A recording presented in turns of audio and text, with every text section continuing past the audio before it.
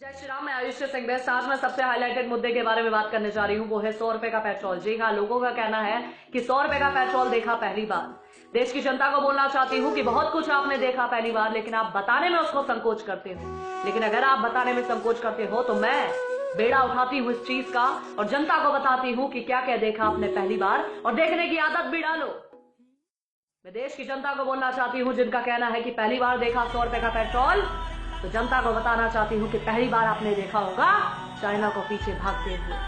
पहली बार देखा 100 रुपए का पेट्रोल, पहली बार देखा होगा पाकिस्तान को घर में घुस के मारते हुए।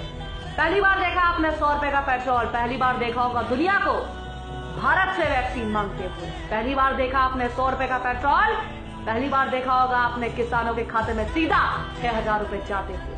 पहली बार देखा आपने 100 रुपए का पेट्रोल, पहली बार देखा होगा आपने गरीबों को फ्री राशन और पैसे और फ्री का सिलेंडर। पहली बार देखा आपने 100 रुपए का पेट्रोल।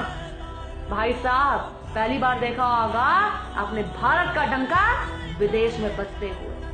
पहली बार देखा आपने 100 रुपए का पेट्रोल, पहली बार देखोगे आत्मनिर्भर भारत को और आदत डालो। और देश की जनता से बोलना चाहती हूँ जिनको 100 रुपए का पेट्रोल दिखता है, एक महीने में ज्यादा से ज्यादा कितना पेट्रोल भरवाओगे? 3 से 4 बार।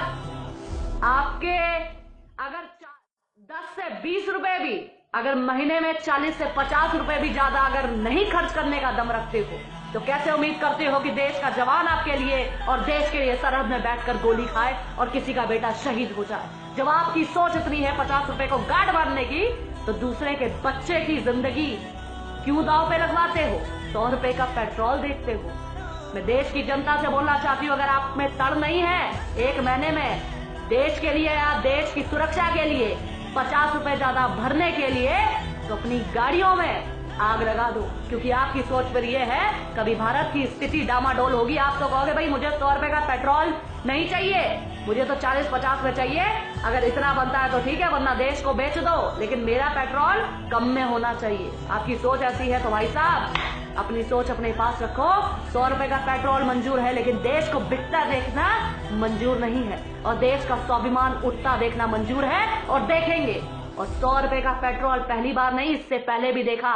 अगर उस समय भी आवाज उठा दी होती तो आज देश के हालात, अपने लिए कभी आवाज उठा दी होती तो आज आपका धर्म खतरे में ना होता और देश खतरे में। आपने कभी सोचा कि कोरोना काल में जब देश में महामारी चल रही है, देश का प्रधानमंत्री देश के लिए, देश के लोगों के लिए और सेना को मजबूत करने के लिए, देश को मजबूत करने के लिए राफेल ला रहा है, लेकिन आपको तो 100 रुपए का पेट्रोल दिखता है, राफेल की कीमत किसी को नहीं दिखती। किसी ने नहीं बोला कि महामारी चल रही है, आर्थिक स्थिति डामाडोल है, लेकिन फिर भी राफेल आ रहा है। बोलना चाहती हूँ, अगर इतने सवाल आपने पहले पूछे होते तो आज देश की स्थिति क्या होती या आपके सामने होता।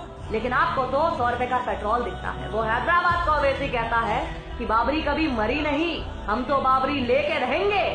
बाबरी जिंदा है सबके दिलों में और सामने भी। लेकिन तुम 100 रुपए में अटके रहना, तुम पेट्रोल की बात करना।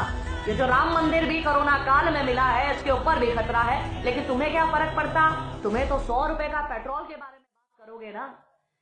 वो फैक्ट्स पे लड़ते हैं, वो पैसे पे नहीं, वो चीजों पर कि हम जाएं, हमारे बाद भी लोग लड़ते रहे इसके लिए और देखते रहे, इतिहास पढ़ते रहे और देश में कब्जा जमाए। तुम कहते हो 100 रुपए के पेट्रोल की बात करो, टमाटर प्याज की बात करो।